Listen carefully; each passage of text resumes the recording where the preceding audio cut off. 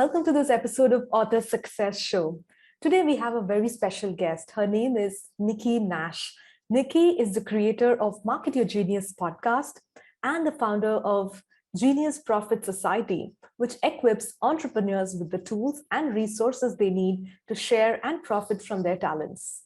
She is an international speaker and marketing expert with experience working with brands such as Intel, InStyle, Travel and Leisure, Louis Vuitton, etc. The reason we have today on our show is because Nikki has just launched her book, Market Your Genius, and being a first-time author, she also managed to get published by Hay House. Isn't it amazing? So let me welcome Nikki to learn more about her book and understand how a first-time author can get a publishing deal from a major publishing house.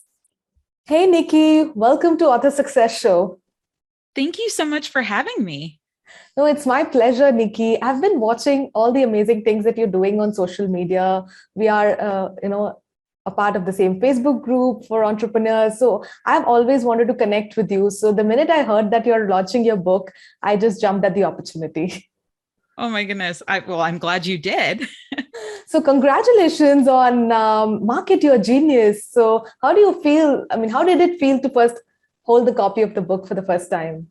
Oh my goodness. It was like the greatest thing in the world, because up until that point, even though you see, digital versions of the book for editing and making sure that it looks okay Right. from a design perspective, holding it is a completely different experience. And like the cover, sorry, I have one in my hand to like revisit, Sure. but it's like so soft and I just want to like rub it against my face. And then I'm just so excited that it exists and it's out in the world.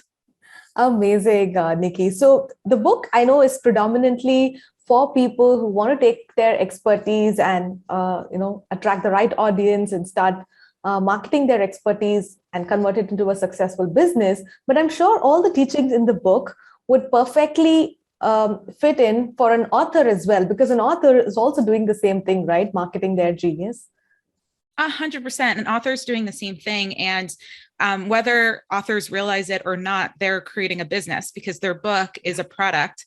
And more often than not, people who are authors don't make the bulk of their money from the book itself. And so they start thinking, once the book is out in the world, oh, how can I, build a back end business out of this, whether it's through, courses or memberships or services and things like that. So it's perfect for people who are maybe going to use it to market their book and then revisit it and use it to build a business on the back end. I'm so glad you are in total alignment with what we teach at Happy Self-Publishing as well, because most authors are so excited about the book that they forget to think beyond the book. But your book is like the first step into your universe, right? Into whatever you're going to be selling to your clients as the next step. So tell me, Nikki, when an author is thinking about what to write, they may be having experiences in so many different areas of their life. So how do they actually pinpoint and decide that this is the target market that I'm going to serve through my book and my business? Yeah. I mean, I think the first step in figuring out, who's my audience, who am I going to serve, is to ask yourself, what are you uniquely qualified to help people with through your experiences, through your story, through what you're writing. And this is primarily relevant for people who are writing, either self-help books or even teaching memoirs. Because if you're writing fiction, it's usually not like I'm writing this, fantasy book to help you solve your life problems. It's usually more for an entertainment factor. Right. But I'd start with what can you help people solve or accomplish? And then ask yourself, who would invest time, energy, and money into solving that problem? And when you put those things together, you start going, oh, okay, well, my book can help people with this. And these are the people that would actually want to invest time, energy, and money in what I can help them with. Right. I think that investment part is key, right? Because you may have the expertise to serve a lot of different types of people, but many of them may not really have that inclination and the commitment to invest their time, effort, and their money. So without that, it's not going to convert into a business. It could just be like a nice way of giving back to the society, but not necessarily making money out of it. Yeah. So often I hear people tell me like, but this person, like this group of people or this audience needs what I Yeah. have. And I'm like, that's great. But if they don't believe that they need it, right? And they don't want to invest money in it, then you're just trying really hard to force somebody to want something, right? As opposed to actively seeking those that want what you have to offer. Right. It's like dating. It's like stop going after the people that are unavailable and look for the people that actually love your company and want to be with you. Exactly. Should that person be kind of similar to who you are? It could be for a lot of folks, they're reaching out to or helping an earlier version of themselves. Mm. But that could be interpreted a number of ways, right? Because um, while the earlier version of myself that, this I wrote this book for was a woman entrepreneur starting like coaching slash consulting business and was overwhelmed by all of the things that people were telling me to do and was struggling to find a marketing pathway that was in alignment for me. There are people who are in like the medical sector, right? Mm. Who are feeling the same way, even though they're not building a consulting business. So I think, when you look at the earlier version of yourself, sometimes people, it's great to be very specific when you're writing the book, but Yeah. when you're marketing it, you can realize that the principles in what you're sharing are applicable to people in other sectors or industries. Right. This is, I think, a very key point, because I tell our clients that when you're writing your book, write for that one person. Because when you imagine you're talking to one person, the writing also flows very beautifully, because you don't have to imagine you're on a stage and talking to 1,000 people. You're just talking to one person. But when you market it, please go ahead and market to all the people who will benefit from your book and not just to that one person. Absolutely. Absolutely. Right. So when you have this clarity on who should be getting served by you, how do you next grab their attention? Because they are all over the world. They could be hanging out in so many different places. How do you decide this is the best way to grab their attention and start your marketing efforts towards that? Yeah. Well, the first thing I'd like people to really realize is that marketing and really like entrepreneurship in general, it's one giant science experiment. And so you start with a hypothesis and Mm-hmm. then you test and validate that hypothesis until you prove it, right? And I think so often people are like, well, my person, like the person I wrote this book for, the person that I want to start marketing it to, they're on a lot of platforms. They maybe spend time on TikTok and Instagram and Facebook and LinkedIn.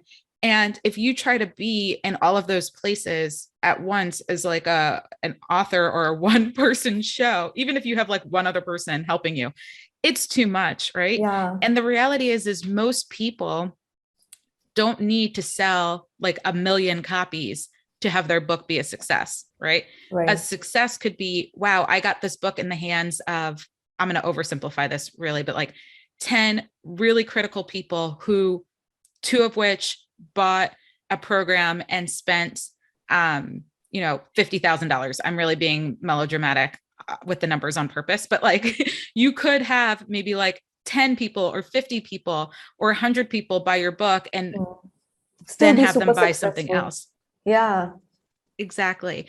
And so the reason that's important is that when you realize that the reality is you don't need 1 million people, is that you can take a step back and go, where out of all the places that my audience is likely spending their time, where is the one place I can show up that brings me the most joy? Mm. Because if it's not bringing you joy, if you're not happy doing it, you're not going to consistently do it. And like the biggest principle about content marketing is that you have to do it consistently. Like if you're going to do it, you have to do it consistently. It's like training for anything. If you want to be an Olympian, right? You don't go, I want to be an Olympian. And so I'm going to work out once and then I'm going to get a gold medal. Like that's not how it works. Like you do the same thing over and over and over again. You probably compete, lose, but you're persistent. And the same thing's true for marketing your book. It's that you have to choose the one place that you're going to show up and you keep doing things on that place. And if your place is an online platform, let's just say Instagram, you may have to try a ton of different posts on Instagram before you figure out what works. And so often people go, well, I post and nobody likes anything, so I'm not going to do this anymore. Yeah. It's like, no. Well, you posted and you haven't gotten the engagement that you want yet. So what are you realizing from what you've done, and what will you do differently next time? And you keep doing that until you start seeing the success or the engagement that you want. This is such good advice, Nikki, because what I hear a lot of marketers say is you need to be in the place where your target client is hanging out. My target clients hang out predominantly on LinkedIn, but I hate LinkedIn. So I cannot post consistently there if I'm not enjoying it, right? So that is really good because there will be enough people. And as you already said, you don't need 1 million people to buy your book or buy your course or whatever you're selling. And that is such a relief to hear, because most people get stressed out thinking, if I have to ever launch my business or a book, I need to have enough audience that I sell 1 million books. Otherwise, I'm not going to do it. But you really don't have to have that as your measure of success. So whichever is your favorite platform, be there, be consistent, show up every day, and have fun doing this. Yeah. Right? And you get to decide what success looks like for you, because success for you is going to be different than success for somebody else. And I think so often, I was speaking, Hay House has a community, and I was speaking in it, and somebody asked me, how many books do they need to sell in order to make a living selling books from like their first book? And I was like, that is basically Harry Potter dreams. Like, you know what I mean? Like, right. And Harry Potter really didn't even like have her first book. She had like a number of books out before she probably made the money that she makes today, and a book deal, right? I mean, a movie deal, right? So most people don't make it big with their first book and they're great, they're set, right? Most people either write a bajillion books, right? And then hopefully they have enough of an audience that buys all of the books, right? And or they have a business on the back end of it. Exactly. And so you have to decide what your pathway to success looks like, and then set your goals accordingly. Very true, Nikki. Yeah. So you also talk in your book about growing your community who will ultimately end up buying from you. So you show up on the favorite platform, you post a lot of valuable stuff. And then how do you make these followers a part of your community? Yeah. So the first thing is to decide where you want to house your community, right? The most common one for authors and entrepreneurs and speakers is usually email, primarily because you own it. And if somebody gives you their email, you can then contact them, right? Whereas if you put people in a Facebook group or Instagram only and don't also collect their email or phone number or something, then if Facebook's algorithm makes it so your content doesn't show up as much as it used to, then suddenly you're not reaching those people. Yeah. So it's figure out where you want to house people, and then figure out how you get them there. Well, in the book, I share how marketing is a lot like dating. All marketing is at its core is relationship building. So when you think about it, you don't usually just walk up to strangers and go, "Hi, can I have your phone number?" Because they'd look at you and go, "Who the heck are you?" And that's really weird. And now I'm creeped out and I want to call the police or something, right? Like, you don't do that.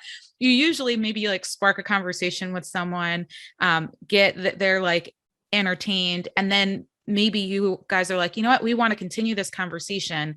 Let's exchange contact information.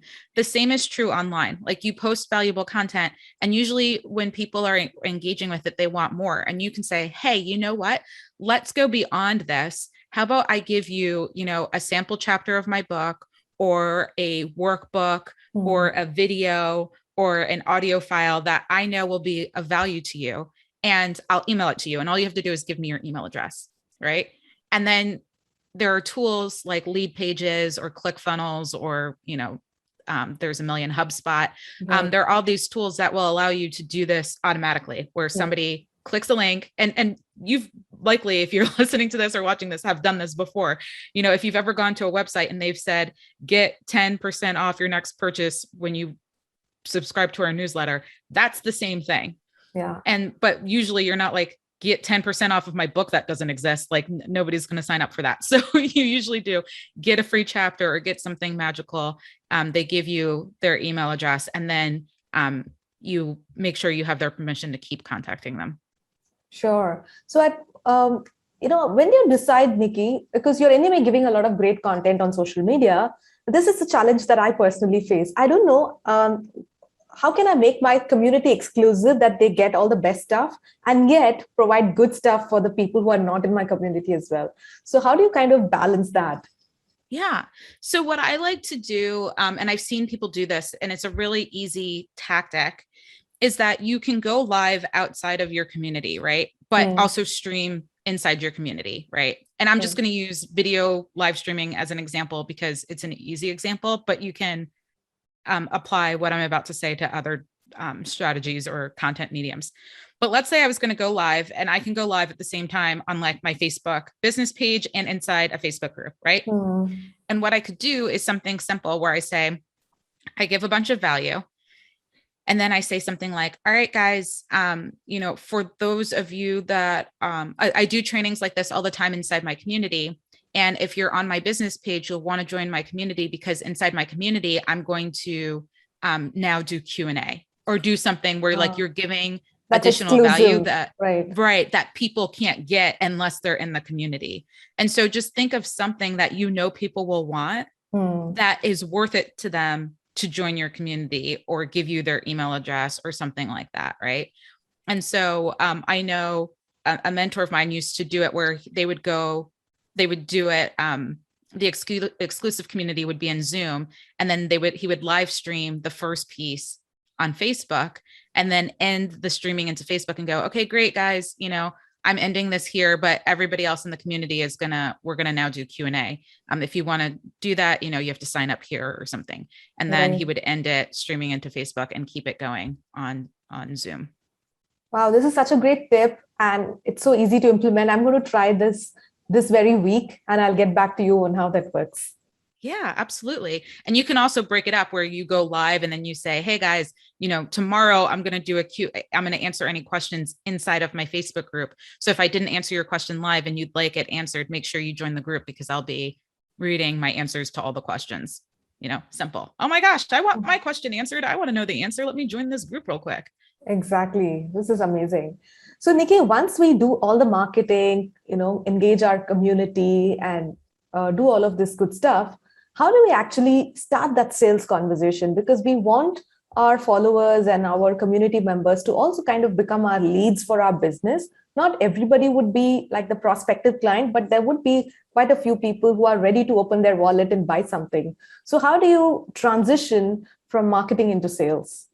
Yes, such a good question. And the ideal would be that the kind of baton passing from marketing to sales is pretty seamless and makes sense.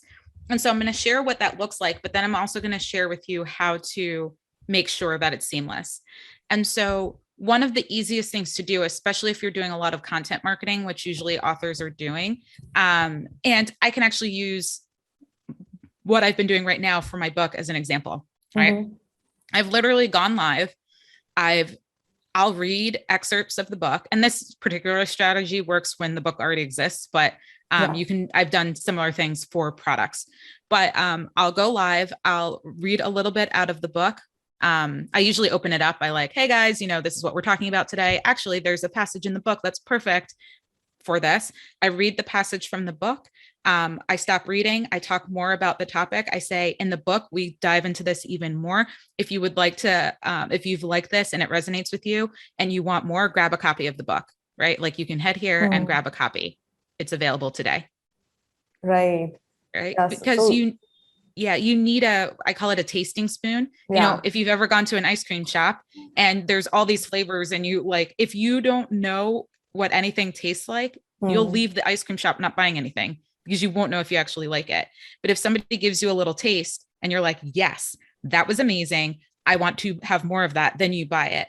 And so look for ways that you can have a little tasting spoon. And so reading a little bit of the book is a great way to get people to buy it. Or, if you could use things like, say, hey, in case people are selling something other than a book, Hmm. hey, let me give you some tips. If this resonated with you and you want more support solving this problem, book a call with me and we can discuss it, right? Or if this is something you're really dealing with and you've liked what I've shared and you want more support, I have an online course that will support you with this. Click the button here or go to this website to buy the course. Right. This is so seamless, right? This transition that you just mentioned, you're actually giving first and then asking somebody to take the action. Otherwise, I see a lot of people who are, genuinely they have good stuff to offer, but they get super freaked out when they actually have to sell. They'll be like, oh my God, I can keep giving free value, but how can I even ask somebody to take that next step? But what you just mentioned is such a simple framework to just make your followers become your potential clients. Yeah. And the way to make sure that your content naturally goes into what you're selling, I actually work backwards. I always start before I even create content. I start with like, what am I selling and what do I want people to ultimately buy? And I ask myself, who is this product really for? What is the problem it's going to help them solve? And why would they want to buy it? Like why would they care? And also what fears are going to come up before they commit to buying, right? And I write all that down and then I make sure my content addresses that stuff. I'm like, if you are this person, you likely have this problem. And I'm going to, and then in the content, I share some tips, right? For solving the problem. And then I say, if you've liked this, you're actually going to need, like I could only scratch the surface. I could only give you a little bit in this video on how to solve the problem. If you'd like to go further faster or solve this problem faster or solve this problem with support, go here, right? Right. Oh, if you've probably thought about, getting support with this problem, but these fears come up, address the fears and then go, if you're ready to buy this product or enroll in this program, go here. Right. So that way, I think every piece of content becomes so intentional because you know exactly what you want your clients to do or the followers to do after they watch that video or read that blog or whatever. Exactly. Always work backwards. And even if your call to action and your goal isn't to buy something, if your goal is to get them on your email list, well, if your freebie for your email list is like, for example, I have one that's 101 content prompts, right? I won't talk about mindset and then say, by the way, go get 101 content prompts. That makes no sense. Yeah. Right.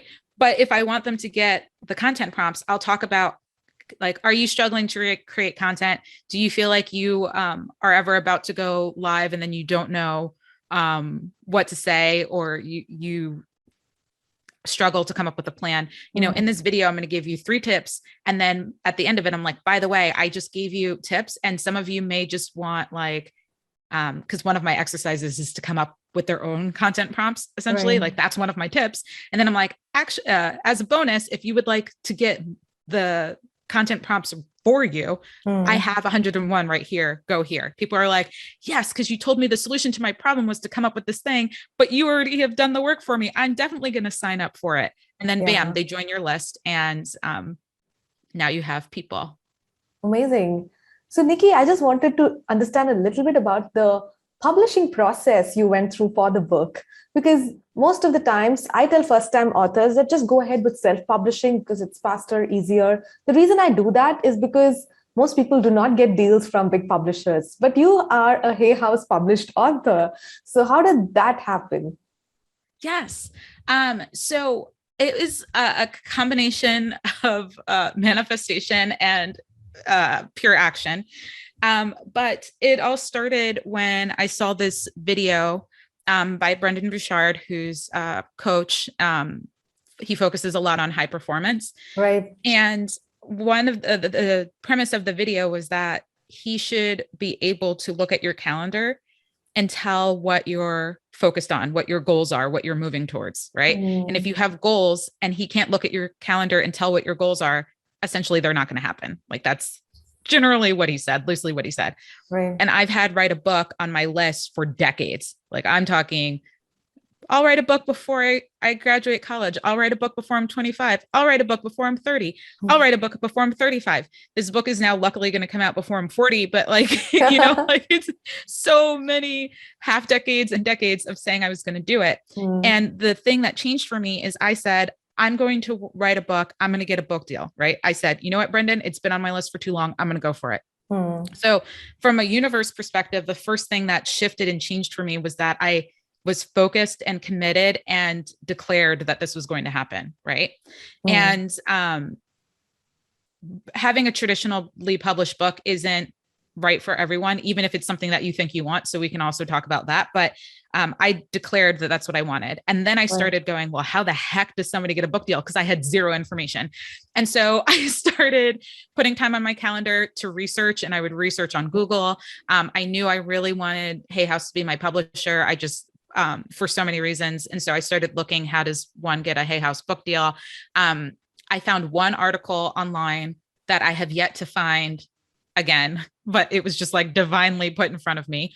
And it was about this woman's journey for getting a Hay House book deal without an agent. And they have these, at the time they were in person, but they were called the Hay House Writers Workshop. And they you'd be able to go to an event and you'd learn about the book publishing industry. It was a paid event, so you had to have a ticket. But what they did for anybody who attended this event is they would give you the opportunity to submit a book proposal without having an agent. That's cool, right? Which is incredibly rare. Like the typical process is you have to grow your following and your platform, right? Then you have to pitch agents. And then when an agent thinks that they could get you a book deal, because agents only make money off of the commission from your book deal. So they don't just take anybody. They take people that they believe they can help get a book deal. Then the agent has to pitch you to book publishers. It's a long process. And then you get a book deal. It's a long process, right? And I spoke to a number of people who went through that process. And after I found the Hay House Writers Workshop, but before I attended, because I was really focused on having a book deal, I kept meeting people who had book deals. It's like they were maybe in front of my face the whole time, but I didn't notice until I decided that's what I wanted. And I kept speaking to them. They told me that long process. I kept thinking that's not going to be my process, right? Because I'm like, I'm not doing that. And so ultimately, I went to the Hay House Writers Workshop. This was in 2018 in like October, November in Las Vegas. They allow you to submit, but they give you a very specific deadline. You only have one submission and they only choose one person for the book deal at this time. Right. And I was like, that's going to be me. I'm going to be that one person that gets in. And I had to submit by March. To submit, you have to submit a book proposal. So it's still like the same process you would if you had an agent. It's just without the agent piece. Right. So I submitted my book proposal and I wrote the whole thing in 48 hours because I procrastinated and had to move through a lot of fear. Right. But I submitted. And then much later, I got the call that said, hey, we have chosen your book to be published by us. And I ran around screaming like a crazy person. Love the way how you manifested this whole thing. Yeah. Right. So after you got that deal, then you started completing the book, right? Yes. Yeah. I procrastinated, the real talk, for probably a year, maybe longer. Let's see. Yeah. Longer than a year. Hold on. I got the call June. I think it's June 6th or June 3rd. I still have the voicemail because I got a voicemail first because I didn't answer. And then I realized the phone number area code and I was like, and I called back. But I didn't start writing the book until June of 2020. So I procrastinated for a year, and that was pure fear. The only reason why I had that much time is because of COVID, and it pushed back all book deadlines. Otherwise, my deadline was much earlier and I wouldn't have had that much time to procrastinate. But that's essentially what happened. And then I wrote my first draft of my manuscript in 90 days. Amazing. Like, this is really, really inspiring, Nikki. The final question to you. I see that a lot of authors who believe that, I have a publishing house, they are big, they're going to take care of my marketing. But I see you do so much marketing for the book. You promote it so well. So could you just tell us 3 things you're doing right now to promote the book, which other first-time authors can also benefit from? Yes, I will definitely give you the 3 things I'm doing right now. And I will also echo publishers. And this is why I'm like, traditional book deals are not for everyone. Publishers are not your marketing engine, right? Like they'll do some things, but in relation to how much I'm doing, it's a small percentage to market the book. Your job, like they want you to have a big platform and audience because they expect you to market the book, right? Like their job is to get you into different retail stores and in different countries and all that jazz, right? So as a marketer or as someone marketing your book, you have to do it. And these things work regardless of how you publish. Podcasting has been my number one focus for marketing this book because a number of reasons. Number one of the biggest stimulants for book sales is word of mouth. And one of the best ways to trigger word of mouth is through podcasting, because then somebody can go, oh my gosh, I listened to this episode. It was so great. And tell a friend about it. Even whether they buy the book or not, but hopefully they buy the book. Right. And so I've gotten so many messages from people on LinkedIn, Instagram, Facebook saying, I heard you on this podcast. You're probably getting a lot of messages by that, but like this, but it was so great. I bought the book. I can't wait to read it. Podcasting. Right. And because I didn't know how, what specific podcasts would drive book sales for me, for 2021 am slated to be on approximately 100 podcasts. Wow. Like I've booked myself on I just did the numbers this morning, 36 so far. I have a podcast booking agency that's booking me on 48 in our contract. Hay House has booked me on one, plus they also put it on their podcast, which I didn't even know we were doing, but I did a bunch of interviews with them and stuff. Nice. And then they're still working to book me on podcasts, right? So 100 in the year, not all came out during launch, but throughout the whole year, right? Yeah. So podcasting. The other thing is asking everybody and their mother who you know or can be connected with if they will interview you inside of their community, on just going live together on Instagram or Facebook, but just anybody who has an audience of people who you think would be good for this book, ask them to interview you. So it's similar to podcasting, but it's like live social media. So I have friends who don't have a podcast or anything. And I just said, you have a lot of followers, because a lot of my friends are now entrepreneurs that I think would be interested in this book. Would you mind if we went live together on Instagram and you just asked me questions about it for your audience? Bam. That's getting book sales. People are commenting like, this was so great. I just ordered the book. I'm like, thank you. Right. This is such a nice, way, Nikki, because instead of asking that one friend, hey, go buy my book, you're actually adding value to their community. So obviously they're going to buy their book and do a lot more to promote the book. Absolutely. Absolutely.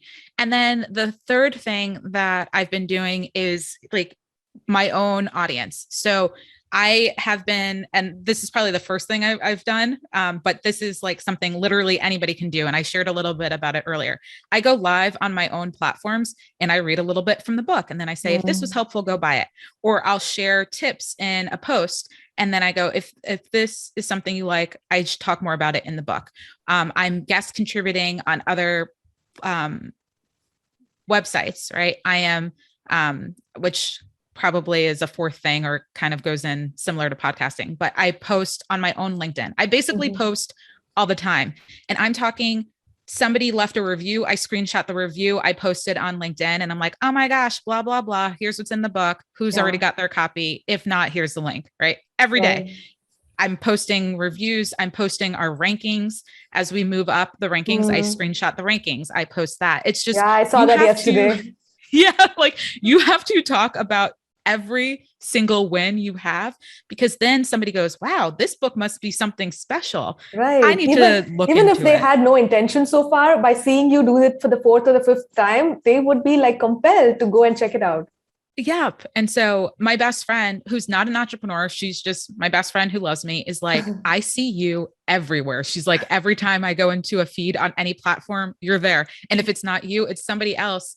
Talking sharing, about you. Talking about you. And I just asked all my friends, I'm like, I'm going to be posting. If you could just take one of my posts and share it to your following, I'd appreciate it. Amazing. Love all the efforts you're taking, Nikki. This is so inspiring. And it reinforces the fact that success doesn't just happen overnight. You've been dreaming about so many things for years, but finally, when you decided to overcome your fear and you started taking all the action one by one, your influence and your impact is just growing day by day. I'm so proud of you, Nikki. So where can people go and check out all the good stuff you're offering and your book? Thank you. Yeah, thank you so much. So the best place to go is marketyourgenius.co/magic, because magic is one of my favorite words. And if you go to that URL, you will see like a page to order the book. I have the link to the 101 content prompts on there. I have a link to my own podcast. There's ways to contact me. So it's literally a one page of beautifulness that anything that you want to dive deeper on from this episode, you have the opportunity to do so. Thank you for sharing that, Nikki. So for those of you who are watching us, listening to us, if you found all the amazing stuff that Nikki shared so far valuable, then the book is going to be super duper valuable. Go check it out. Thank you so much, Nikki, once again for coming on Author Success Show. Oh, thank you again for having me.